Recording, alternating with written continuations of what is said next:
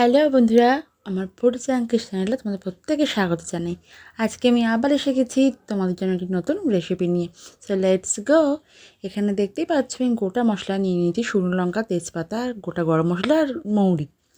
এদিকে আমি পেঁয়াজ, আদা, রসুন, টমেটো এবং কাঁচা লঙ্কা একসাথে চপারে চপ করে নিয়েছি। এদিকে নিয়েছি হলুদ, নুন, জিরে গুঁড়ো, ধনে গুঁড়ো আর লঙ্কার গুঁড়ো। এদিকে আমি গোটা গরম মশলা মানে এলাচ, দারচিনি, লবঙ্গটা আমি এখানে একটু সামান্য ক্রাশ করে নিয়েছি। এদিকে প্রেশার কুকারটা একটু গরম করে নিই, 4 থেকে 5 টেবিল স্পুন সাদা তেল ব্যবহার করেছি।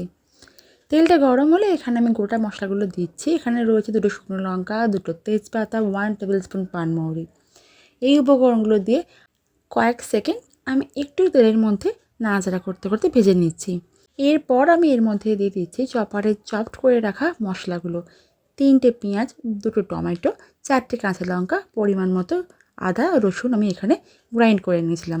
এই মশলাটা দেওয়ার পর আমি আবার এটাকে এই তেলের মধ্যে বেশ কিছুটা সময় ধরে নাড়াচাড়া করতে করতে ভেজে নেব।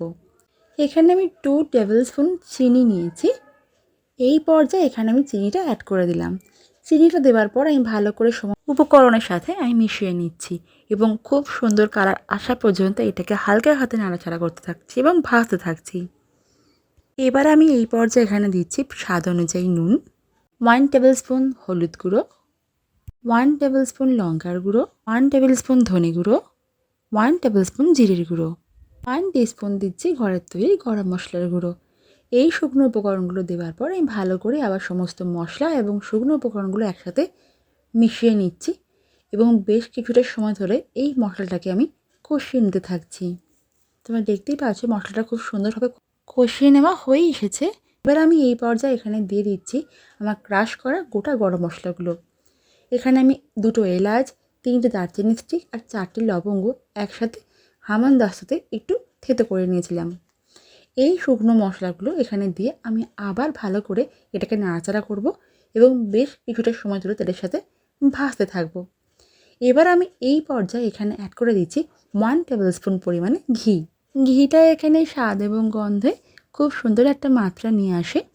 ঘিটা দেওয়ার পর এই মশলার সাথে ভালো করে মিশিয়ে নিলাম এবং ভাজতে থাকলাম। সমস্ত উপকরণ খুব সুন্দরভাবে আমার কষিয়ে নেওয়া কমপ্লিট। এদিকে আমি 350 গ্রাম কাবুলি ছোলা নিয়েছি। এটা আমি আগের দিন রাত্রে সারা রাত্রি ধরে ভিজিয়ে রেখেছিলাম। এবার আমি এটাকে জল থেকে আলাদা করে নেব। দেখতেই পাচ্ছ কাবুলি ছোলাগুলো খুব সুন্দরভাবে ফুলেছে আর এই পর্যায়ে ছোলাগুলো অনেকটাই নরম হয়ে আছে।